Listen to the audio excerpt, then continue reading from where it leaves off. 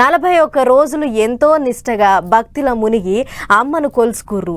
మాలలలో ఉన్నన్ని దినాలు యాళ్ళ పొద్దుగాలనే లేచి సన్నీళ్ళ స్నానం చేసిర్రు. పూజకు కూసోని తల్లికి పబ్బతి పట్టిర్రు, పాటలు ఆడిర్రు, భజనలు చేసిర్రు, మొక్కులు పెట్టుకుర్రు. ఎర్ర రంగు కాషాయం బట్టలు వేసుకొని భవానీ మాలల వాళ్ళ భక్తినంతా సాటుకుర్రు. ఇక వేసుకున్న మాల ఇడవక తప్పదు కదా, అందుకే భవానీలంతా ఆ తల్లి కడిగి పోయిర్రు.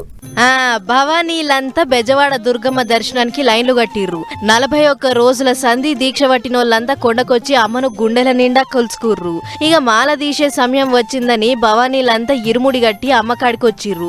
నెత్తి మీద ఇరుముడి పెట్టుకుని జై భవానీ అనుకుంటా ముంగటికి కదిలిర్రు. గిట్ల విజయవాడ ఇంద్రకీలాద్రి కొండ మీద భవానీ మాల తీసే కార్యం మా జోరుగయ్యింది. వచ్చిన భవానీలు వచ్చినట్లు తలనీలాలు సమర్పించి మొక్కులు పెట్టుకుర్రు. హారతలిచ్చి పబ్బతి పట్టిర్రు. మాల వట్టిన తల్లి ఈసారి మా కోరికలన్నీ తీరాలే అని మనసు నిండా కోరిర్రు. గిట్ల కొండ మీద ఎటు చూసినా అంతా భవానీ మాలేసిన భక్తులే ఉన్నారు. మాల ఇడుద్దామని వచ్చిన భక్తుల రువ్వడి జయంగా క్యూ లైన్లన్నీ నిండిపోయినాయి. భవానీలకు ఎసొంటి తిప్పల కావద్దని గుడి అధికారులు అన్ని తీర్లా సౌలతులు చేసిర్రు. ప్రసాదాలు కూడా గట్టిగే తీసుకుంటుర్రని స్పెషల్ కౌంటర్లు కూడా పెట్టిర్రు. అటు భవానీమాల భక్తులు ఇటు మామూలు భక్తులు శితం వస్తుర్రని ముందే ఎరికైన పోలీసోళ్ళు బందోబస్తు కూడా గట్టినే పెట్టిర్రు. భక్తుల రద్దీని బట్టి ఆర్టీసీలు కూడా బస్సులను బగ్గనే తిప్పిర్రు. గిట్ల మాలేసుకున్నోళ్లతోని వాళ్ళ ఇంటోళ్ళు కూడా ఎమ్మట్రాంగా అమ్మ దర్శనం మా సంబురంగా నడిచింది.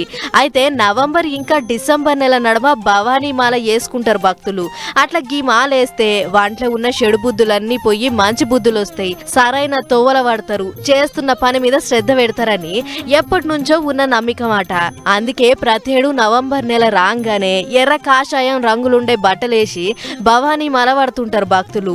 అట్లా 41 రోజులు ఎంతో నిష్టగా అమ్మను దలుచుకొని పూజలు చేసి ఆఖరికి గిట్ల మాల ఈడుస్తారన్నట్లు. మొత్తానికి భవానీ మాలేసిన వాళ్ళంతా కళ్ళ నిండా అమ్మను చూసి భక్తిలో మునిగిపోయారు పొర్రి.